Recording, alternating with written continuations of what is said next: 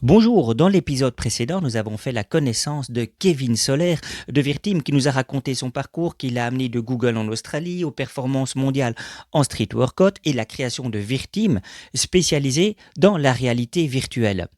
Mais Kevin, je me permets de revenir sur un point. Comment est-ce que vous êtes passé après de la réalité virtuelle au monde de l'intelligence artificielle conversationnelle et pas uniquement en périphérie, parce que vous avez mis sur le marché un produit que vous êtes en train de présenter au CES de Las Vegas actuellement, qui a lieu du 7 au 10 janvier 2025. Alors ça nous intrigue. Racontez-nous cette aventure, s'il vous plaît.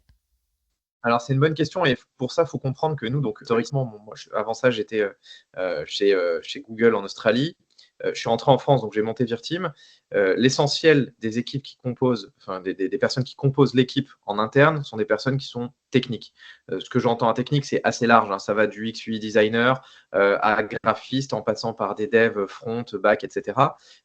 Et il est vrai que après le Covid, on a eu une énorme accélération. La boîte a beaucoup grossi, puisque forcément, qui dit Covid dit arrêt ou en tout cas un stop massif sur les réunions physiques. Donc, on a, nous, grâce à nos solutions de réalité virtuelle, entre autres, et de visite virtuelle, créé des solutions alternatives à ça.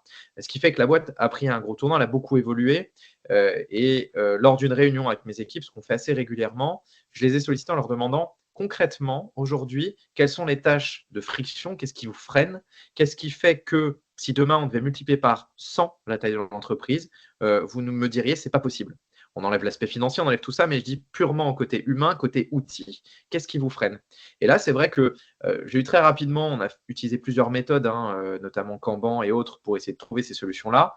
Et essentiellement, ces profils techniques sont rapidement venus en disant, nous, il y a un point qui est clé, c'est l'accès à l'information en interne. Ce qui est le cas de beaucoup d'entreprises, si ce n'est toutes. Quand on veut chercher une information, souvent un problème de version d'information, il y a souvent un problème de il est où, c'est dans quel cloud, c'est en physique sur un ordinateur, dans un hard drive, c'est sur un cloud, on ne sait jamais où c'est. Et la problématique, c'est que quand tu onboardes un nouveau collaborateur, donc quand un nouveau collaborateur rentre dans ton entreprise, tu dois lui donner de l'information sur qui tu es, comment se constitue la société, l'organigramme, les logos, enfin, toute information relative à ce qu'ils connaissent bien l'entreprise dans laquelle il est. Donc, nous, on a identifié ce premier problème en disant, demain, quand on recrute, on n'est pas bon au niveau des process. L'accès à l'information, il est compliqué.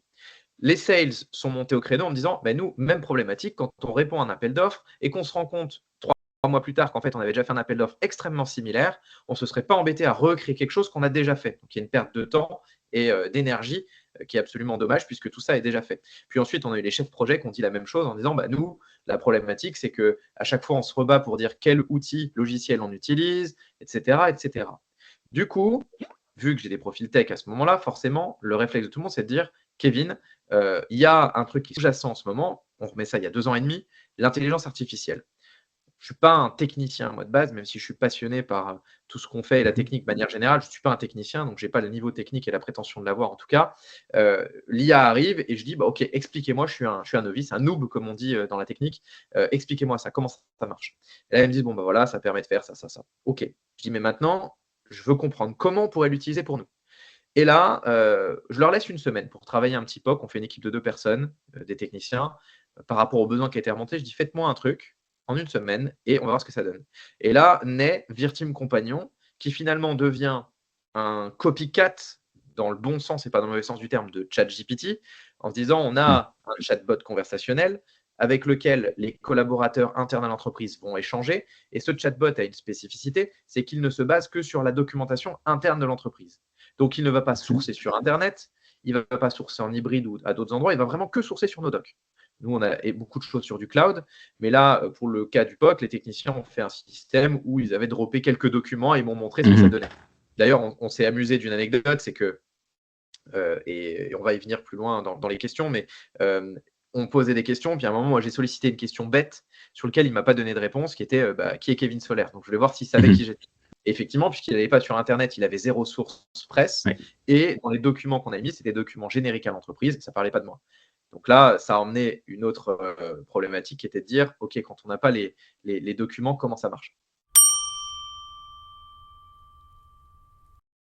Voilà, c'est fini pour cet épisode, j'espère qu'il vous a plu.